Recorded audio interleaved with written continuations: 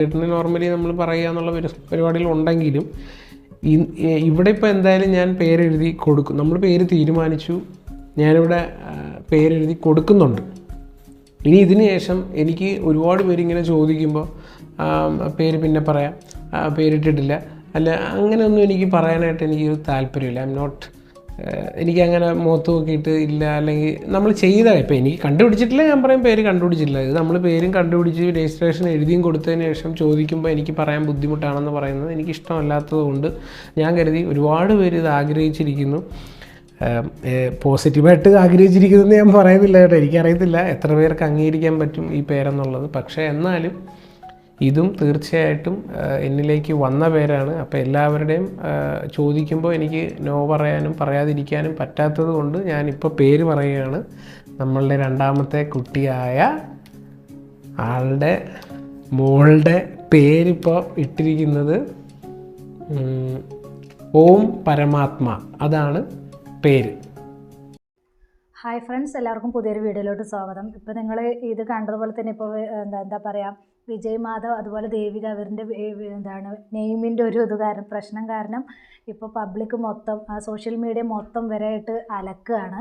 ശരിയാണ്, എനിക്കും പേഴ്സണലി ആ ഒരു പേരിനോട് എന്തോ യോജിക്കാൻ കഴിയുന്നില്ല. എന്താണെന്ന് വെച്ചാൽ മോന് ആത്മജ, അതുപോലെ ഇപ്പോൾ മോളാണ് വന്നിരിക്കുന്നത്, മോൾക്ക് ഓം പരമാത്മ, അങ്ങനെ ഒരു നെയിം എന്തോ അതൊന്ന് ഡൈജസ്റ്റ് ആവുന്നില്ല.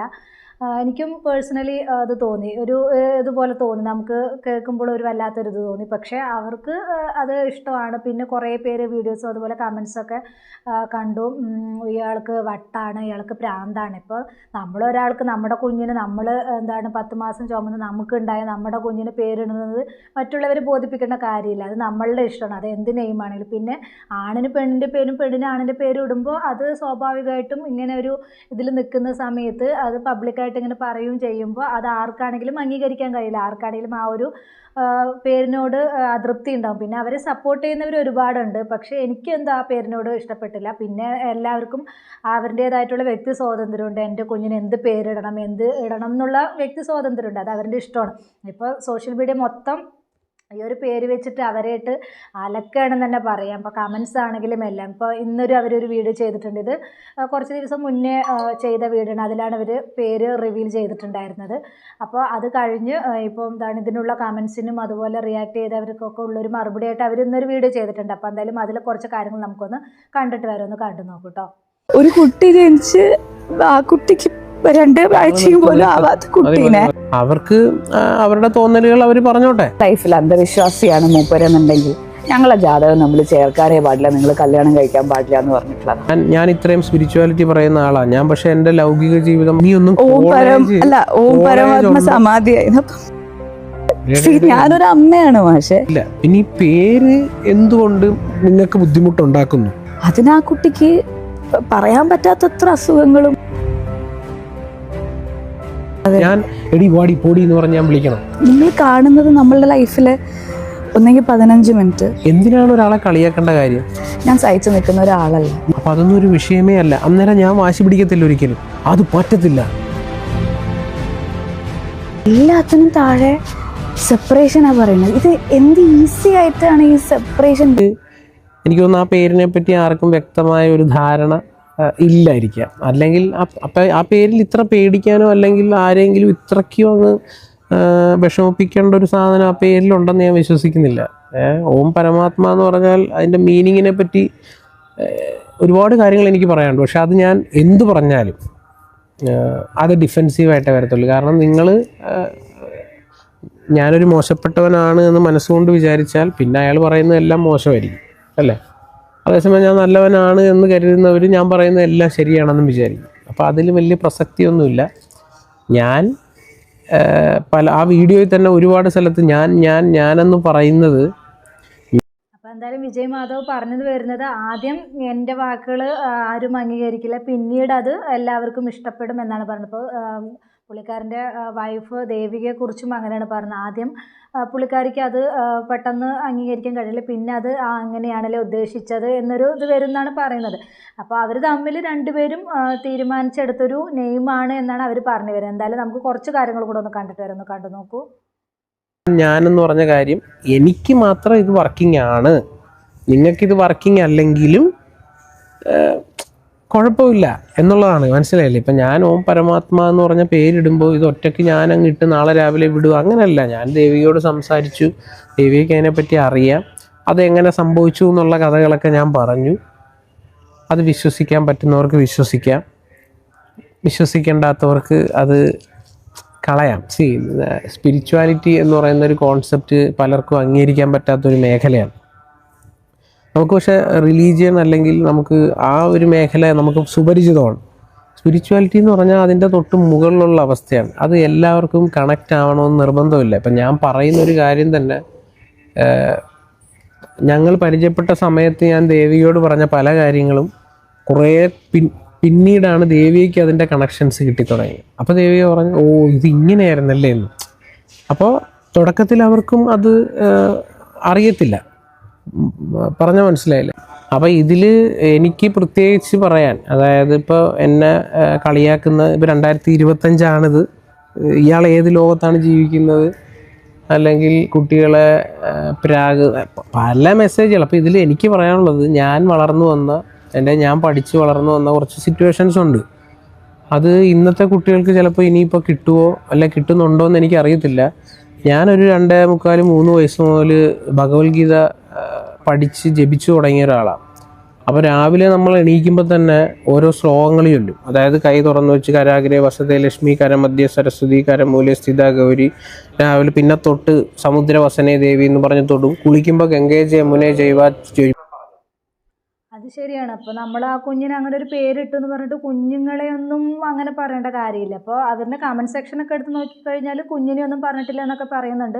പക്ഷേ കുഞ്ഞിനെ വരെ അവർ ഇല്ലാത്ത അത് പറയില്ലല്ലോ. അവർ കുഞ്ഞിനെ വരെ എന്തൊക്കെയോ പരമാത്മ സമാധിയായി അങ്ങനെയുള്ള വാക്കുകൾ, അങ്ങനെയൊന്നും കൊച്ചു കുഞ്ഞുങ്ങളല്ല, അങ്ങനെയുള്ള വാക്കുകളൊന്നും ഒരിക്കലും പറയാൻ പാടില്ല. എന്തായാലും വിജയ് മാധവ് പറഞ്ഞതുപോലെ തന്നെ നമ്മളൊരു വീഡിയോ ഇട്ട് കഴിഞ്ഞാൽ നമ്മളെ പറയുന്നത് സഹിക്കും. നമ്മുടെ കുഞ്ഞുങ്ങളെ, അതുപോലെ നമ്മുടെ വൈഫിനെ, അല്ലെങ്കിൽ നമ്മുടെ ഹസ്ബൻഡിനെ, അല്ലെങ്കിൽ നമ്മുടെ വീട്ടുകാരെ ഒന്നും പറഞ്ഞു കഴിഞ്ഞാൽ നമ്മൾക്കത് അക്സെപ്റ്റ് ചെയ്യാൻ പറ്റില്ല. നമ്മൾ തകർന്നു പോകും അങ്ങനെ പറയുന്ന സമയത്ത്. നമ്മൾ ചെയ്തിട്ടുണ്ടെങ്കിൽ നമ്മൾ റിലേറ്റഡ് ആയിട്ടുള്ളതാണെങ്കിൽ നമ്മളെ മാത്രം പറയാം. അല്ലാതെ നമ്മളുടെ വീട്ടുകാർ മൊത്തം പറയുന്ന ആ ഒരു പ്രവണതയോട് എനിക്ക് യോജിക്കാൻ കഴിയുന്നില്ല. അതെന്തായാലും തെറ്റായൊരു പ്രവണത തന്നെയാണ്. അപ്പോൾ ആ പേരൻസ് എടുത്തൊരു തീരുമാനമാണ് അങ്ങനെ ഒരു പേരിടാം. അല്ലാതെ ഇപ്പോൾ അവർ ഒരുമിച്ചെടുത്തൊരു ഇതാണ്. അപ്പോൾ അതിനുള്ള കമൻസും കാര്യങ്ങളൊക്കെ കണ്ടു. ദേവികനെ ഫോഴ്സ് ചെയ്യിപ്പിക്കുകയാണ്, ഇയാളൊരു സൈക്കോ ആണ്, ഇയാളൊരു പൊട്ടനാണ്, അതാണ് ഇതാണെന്നൊക്കെ പറയണതായിട്ട് കണ്ടു. അങ്ങനെയൊന്നും നമ്മൾ ഒരാൾ വിശേഷിപ്പിക്കേണ്ട കാര്യമൊന്നുമില്ല. അപ്പോൾ അവരുടെ ജീവിതത്തിൽ അവർ ഹാപ്പിയാണ്. ദേവിക തന്നെ പറയുന്നു. ഇപ്പോൾ ഒരാൾ ഫോഴ്സ് ചെയ്യിപ്പിച്ച് പറയിപ്പിക്കുന്നതായിട്ടൊന്നും എനിക്ക് അവരുടെ സംസാരത്തിൽ തോന്നിയിട്ടില്ല. അവർ അങ്ങനെ എന്താ പറയുക, ഒരുപാട് കാണിച്ചു കൂട്ടുന്ന ഒരു ഫാമിലി ആയിട്ട് എനിക്ക് തോന്നിയിട്ടില്ല. ഒരു ഒതുങ്ങിയ ഒരു ഇത് ദേവികയുടെ സീരിയലുകളാണെങ്കിലും എല്ലാം എടുത്ത് നോക്കുമ്പോൾ തന്നെ അതിലും പുള്ളിക്കാരി ഭയങ്കര അച്ചടക്കത്തോടുകൂടി ഒതുങ്ങിയ ആ ഒരു ക്യാരക്ടർ ആണ് പുള്ളിക്കാരുടെ പൊതുവെ. അവർ ഫാമിലിയിലും അങ്ങനെ തന്നെയായിട്ടാണ് ഞാൻ ഒട്ടുമിക്ക വീഡിയോസുകളൊക്കെ കാണുന്നതാണ്. അപ്പോൾ ആ വീഡിയോസുകളിലും ഒട്ടുമിക്ക വീഡിയോസുകളിലൊക്കെ അങ്ങനെയാണ് അവരുടെ കാണാറുള്ളത്. അല്ലാതെ അവരെ കുറ്റം പറയത്തക്ക രീതിയിൽ ഈ ഒരു പേരിട്ടു എന്ന് പറഞ്ഞിട്ട് അതിനെ കുറ്റം പറയത്തക്ക രീതിയിൽ അങ്ങനെ പറയേണ്ട കാര്യമൊന്നുമില്ല. എന്തായാലും അവർ പറയുന്ന കുറച്ച് കാര്യങ്ങളും കൂടെ നമുക്കൊന്ന് കണ്ടു നോക്കൂ. അച്ഛനും അമ്മക്കും ഒഴിച്ച് എന്നെ എന്ത് വേണം പറഞ്ഞു, കാരണം എന്നെ ഇതൊന്നും ബാധിക്കത്തില്ല. പക്ഷേ വൈഫിനെയും പിന്നെ പിള്ളേരെയും ഒക്കെ പറയുമ്പോൾ ഒന്ന് ആലോചിച്ച് നോക്ക്. വളർന്ന് സ്കൂളിൽ ചെല്ലുമ്പോഴും കോളേജിൽ ചെല്ലുമ്പോഴും ആ കുട്ടികൾ കളിയാക്കൽ അനുഭവിക്കും എന്ന് വിചാരിച്ചുകൊണ്ട് ഇപ്പം പറയുന്ന മുഴുവൻ അതിനെ കളിയാക്കുകയല്ലേ ചെയ്യുന്നത്. അതിനുള്ള വളം നമ്മൾ തന്നെ ഇട്ട് വെക്കുകയല്ലേ ചെയ്യുന്നത്. പിന്നെ നമ്മൾ ഈ കളിയാക്കൽ എന്ന് പറഞ്ഞ കോൺസെപ്റ്റൊക്കെ മാറേണ്ട സമയം കഴിഞ്ഞില്ലേ? എന്തിനാണ് ഒരാളെ കളിയാക്കേണ്ട കാര്യം? അതൊരു തെറ്റല്ലേ? അങ്ങനെ ആരാലും കളിയാക്കപ്പെടാത്ത രീതിയിൽ വേണം നമ്മൾ നമ്മുടെ കുട്ടികളെ വളർത്താൻ. പിന്നെ നാളെ എൻ്റെ കുട്ടി ഓം പരമാത്മ സ്കൂളിൽ ചെല്ലുമ്പോൾ അവനെ ആ പേരിൽ ഒരാൾ കളിയാക്കുന്നെങ്കിൽ അവനെ പറഞ്ഞ് മനസ്സിലാക്കി കൊടുക്കുന്ന രീതിയിലായിരിക്കും ഞാൻ എൻ്റെ കുട്ടിയെ വളർത്തുന്നത്. മോനെ, ഓം പരമാത്മ എന്ന് പറഞ്ഞാൽ ഇതാണ്, ഇതിന് ഇന്ന പവറൊക്കെ ഉണ്ട്, അതുകൊണ്ടാണ് എൻ്റെ അച്ഛൻ ഈ പേര് എനിക്ക് ഇട്ടിരിക്കുന്നത് എന്ന് വ്യക്തമായി പറഞ്ഞ് മനസ്സിലാക്കാൻ പറ്റുന്ന രീതിയിൽ വളർത്താനാണ് ഞാൻ ആഗ്രഹിക്കുന്നത്. എന്നാലും ഒരു പീരീഡ് എത്തി ആ കുട്ടിക്ക് ഇഷ്ടപ്പെടുന്നില്ല, വന്ന് പറയണം, അച്ഛാ ഇതൊരുമാതിരി പേരായിപ്പോയി, എനിക്ക് എൻ്റെ പേര് മാറ്റണം, ഞാൻ പേര് മാറ്റുക എന്നും പറഞ്ഞ് പുള്ളിക്കാരി ഒരു പേര് സജഷൻ തന്നാൽ എനിക്ക് തോന്നുന്നു എൻ്റെ ഇൻഫർമേഷൻ കറക്റ്റ് ആണെങ്കിൽ ഒരു 15 വയസ്സ്, അതായത് SSLC സർട്ടിഫിക്കറ്റിൽ പേര് വരുന്നതിന് തൊട്ട് മുന്നേ ആണെങ്കിൽ ജസ്റ്റ് നമ്മുടെ സ്കൂളിലെ ഒരു ലെറ്റർ ഇത് മതി പേര് മാറാൻ. 24 മണിക്കൂറിനുള്ളിൽ പേര് മാറ്റാൻ പറ്റും. അപ്പോൾ അതൊന്നും ഒരു വിഷയമേ. അത് ശരിയാണ്. അപ്പോൾ അവർ പറയുന്നത് കുഞ്ഞ് വളർന്നു കഴിഞ്ഞിട്ട് എന്നെ ഈ പേര് വെച്ച് മറ്റുള്ളവർ കുട്ടികൾ കളിയാക്കുന്നു, എനിക്ക് ഈ പേര് മാറ്റണം എന്ന് പറയുവാണെങ്കിൽ അത് അവരുടെ ഇഷ്ടത്തിന് വിട്ടുകൊടുക്കുന്നതാണ് പറയുന്നത്.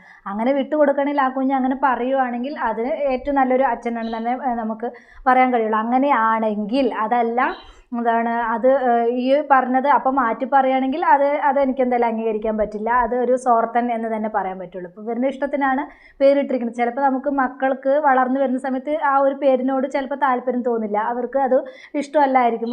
പൊതുവേ പരമാത്മ അതുപോലെ ആത്മജ അങ്ങനെയുള്ള ആണിന് പെണ്ണിൻ്റെ പേരും പെണ്ണിന് ആണിൻ്റെ പേരുമായിട്ട് ഇതാകുമ്പോൾ പൊതുവേ ഈ വന്ന കാലഘട്ടത്ത് ഫ്രണ്ട്സ് തമ്മിൽ അങ്ങോട്ടും ഇങ്ങോട്ടും എന്താണ് അത് സംസാരം വരാനും കളിയാക്കൽ വരാനും ചാൻസ് കൂടുതലാണ്. അപ്പോൾ അഥവാ അങ്ങനെ വന്നു കഴിഞ്ഞാൽ ഇദ്ദേഹം പറയുന്നത് അത് അവർക്ക് വിട്ടുകൊടുക്കും, അവർക്ക് മാറ്റാനുള്ള സ്വാതന്ത്ര്യമുണ്ട് എന്നാണ് പറഞ്ഞത്. അങ്ങനെയാണെങ്കിൽ കുഴപ്പമില്ല. അല്ലാതെ നമ്മൾ ഒരാളെ അടിച്ചേൽപ്പിക്കുന്ന തരത്തിലുള്ള ആ ഒരു ഇതാണെങ്കിൽ അതിനോട് എനിക്ക് എന്തായാലും യോജിക്കാൻ കഴിയില്ല. പേഴ്സണലി എനിക്ക് എന്തായാലും ഈ പേരെന്തായാലും ഡൈജസ്റ്റ് ആയിട്ടില്ല, ഇഷ്ടപ്പെട്ടിട്ടില്ല എന്ന് തന്നെ ഞാൻ പറയാം. പേര് ഇഷ്ടപ്പെട്ടില്ല എന്നല്ല, അങ്ങനെ അങ്ങോട്ടും ഇങ്ങോട്ടും തിരിച്ചും മറിച്ചുവാണെങ്കിൽ ഒന്നുകൂടെ നല്ലതായേനെ. പക്ഷെ ഇങ്ങനെ ആയതിനോട് എന്തോ എനിക്ക് യോജിക്കാൻ കഴിയുന്നില്ല എന്ന് തന്നെയാണ് ഈ ഒരു അവസരത്തിൽ എനിക്ക് പറയാനുള്ളത്. അപ്പോൾ ഇതിനിട്ട് അലക്കേണ്ട കാര്യം അതുപോലെ ഇവരെ പിള്ളേരെ അല്ലെങ്കിൽ ഇവരെയൊന്നും എടുത്തിട്ട് ഇങ്ങനെ പറയേണ്ട കാര്യമൊന്നുമില്ല. എന്തായാലും എന്താണ് ദേവിക പറഞ്ഞ കുറച്ച് കാര്യങ്ങൾ കൂടെ നമുക്കൊന്ന് കണ്ടിട്ട് വരും, കണ്ടു നോക്കൂ. ഞങ്ങൾ ഒരുമിച്ചാണുള്ളത്. അപ്പൊ ഇത്രയും സൈക്കോ ആയിട്ടുള്ള നമ്മൾ ഒരു ദിവസം പോലും മാറി ഇല്ല. ഇപ്പം രണ്ടാമത് പ്രഗ്നന്റ് ആയ സമയത്ത് താങ്കൾ ആ സിനിമയുടെ വർക്കിന് പോയ സമയത്ത് മാത്രമേ ഞങ്ങൾ മാറി നിന്നിട്ടില്ല. അപ്പോൾ 24/7 ഞങ്ങൾ ഒരുമിച്ചാണ്.